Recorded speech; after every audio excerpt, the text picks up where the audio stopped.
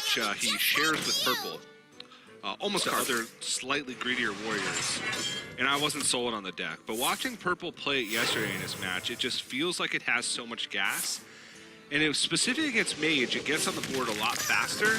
I think that the Twilight Drake is very good. I think that Twilight Drake beyond that, like Firebat even has a Spellbringer protected to this warrior list. He tries to preemptively get the advantage. But by doing so, Firebat choosing to play more aggressive ends up picking, scissors when PNC's throwing paper to try to keep the rock. Yeah. And as a result, you played yourself. If PNC just brought a more regular answer at all in the series, it's difficult, of course, to extrapolate based off just 2 or 3 games. But the result is everything. That's something that we kind of drive home. He's just able to pretty much go aggro against mages, and PNC realizes that because of his greedy deck, he will have a late game advantage. He will have no shortage of... Firebat there just curving out. 3 drops, hasn't put any points of damage on. Only has 2 bombs shuffled into the deck. No Wrench Caliber to try and protect his board and fight. And I love to protect their sizable threats. And when I say sizable, I use that fairly liberally because it's not that impressive. It's just a 3-mana 3/3. It's a 5-mana 5/5. Good enough, right? Silencing his own minion and then utilizing it to either trade or push damage. And you can already see what's on Firebat's mind. He's pushing damage to Sephorian Bomber, trying to figure out if he ever trades in this matchup, if he wins. And I'm just so sure that the answer has to be no. Because he doesn't have barely any ways to win the board. And built with the Calgo, Power Creation, Astromancer. He just needs like 1 turn with a significant amount of... looks like PNC having a small hiccup in his internet.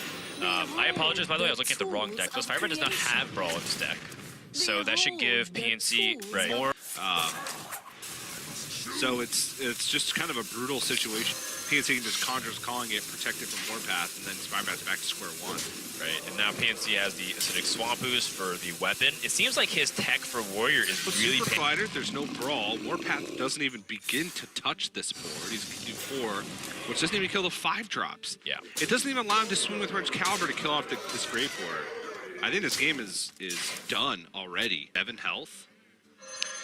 5 health. There is a very small possibility, which is PNC drawing all the bombs remaining. So there's 3 bombs in the deck right after this Wrench Caliber shuffles in. Yep. And if Firebat draws 1 more bomb, because he will get another... Consecutively with 20 cards left in his deck, it's going to be a little less draw a card from this magic trick. Yeah, that's his last out. Yeah.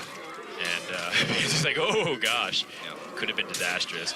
In fact, he actually doesn't really have to do too much here. He can just simply use a Conjurer's Calling or play a Twilight Drake. Just do something to make sure that he's continuing to pile on pressure. Yep. And Firebat, Cannon, Town Crier can pull out a Ziliax, but not enough. Yeah. No way for even Firebat if PNC were to draw every single bomb. There's only 3 in the deck currently, which means that the tiny chance to draw 3 in a row still doesn't kill him. Yeah, so PNC able to just effectively pick up out this board. I mean, it really didn't matter even if he didn't have Shooting Star. He had the hero power to get the Divine Shield. And game 1 goes to PNC very convincingly. I think this kind of opening hand, though, from PNC, was just having a lot of Conjurer's Calling and early game board. Maybe that's his way to kind of gain a little bit of tempo. Guaranteed. Yeah. And, I mean, with the 1 copy of Alec, this is close to the ideal hand. That coin Elemental Evocation Mana Cyclone into Mana Cyclone. Putting 4 random spells in your hand, plus putting 2 2/2s on board. You'd fill up your hand, give yourself a lot of options in the coming with the coin, because it will answer this Town Crier. And this is interesting also. Beryllium Nullifier. Already Firebat's game plan is almost completely changed from game 1. DJ, they're everywhere. There seems like there's so many of them that can punish, and that's a huge stat jump because conversely, 2-mana minions feel like they've never been weaker before. That was partially why Prince Keleseth was such a important foundational tool for a lot of these curve decks in the past year. Was because there weren't a lot of good 2-mana minion alternatives. People were playing Amani Berserker. That's how desperate they were to have like a good, powerful 2-mana minion. Yep, just a neutral minion that's been around for Right. forever. You think Zoo The classic set. didn't want to play a lot of 2-mana minions to curve out? Like, I mean, they did, obviously, because... Yes, and that is very hard for Warrior to deal with, especially if they're coming up on Wretch Caliber. That's why I think unexpected results should just go in the deck. I don't blame you in terms of, like, at least considering that possibility. I mean, if you look at it, this just reminds me of the old days of, like, Mana Worm and Flame Waker. Obviously, a lot less of a explosive start, but the idea is that you get ahead on board, use every remove. I mean, he could use it this turn. He could also set up for next turn as well. Both are viable options. But it's going to be about whether or not Firebat Lost expansions, which makes it more thematic throughout the year. the standard year. Yeah, the standard year, excuse me. And I like that. Yeah. I want to see more of that because I think there's more. There's a lot of. I remember the days. Well, those days are now. Once again, Dan, you can now relive your early gaming days. Or maybe instead of the A, I can have a 4. I don't think I could do it.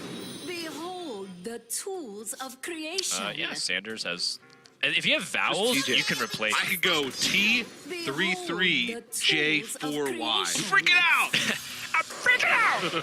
My voice just keeps getting more hysterical every single time. Wow, you make it even better at it. Because Mountain Giant would cost 4 next turn. But it could have costed 3. Because sometimes the mages split the Razor Frost so that they keep their hand count high, but if they were the last copies of it, then I apologize. I don't think he's used Ray of Frost on anything else in this game, so... Oh, wait. No, without the Brawl, and even if they have the 1-of copy of Brawl, chances are you're most likely going to win the board, because you have the second Conjurer's Calling. Yeah. Instead, PNC... I mean, this is still a powerful board, don't get me wrong. It's just not the auto win that it felt like it could be. Yes. Go up to 7 attack and 9 health. The push for damage was also a setup for a 2-turn lead. Last match to Boom and hoping the Boom bots clean up.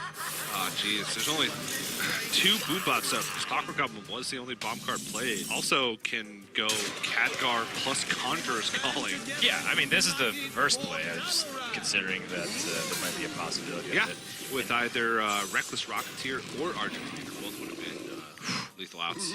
And this Ice Barrier to mess with Firebat's head. I mean, it's not going to do anything, but it wants to force Firebat to, if he had only the 1-of Brawl, Shield Block, His shield into block Brawl. into Brawl. Is he a 5-mana card? Here. He heals for 4, and then he can heal for 8 maximum if PNC doesn't have a way to deal with Ziliax. And actually gets a good bomb outcome because he gets to get this healing and take out the Grave Warrior. But Blizzard... He's dead on board unless something crazy happens. Yeah, there's absolutely no possible way.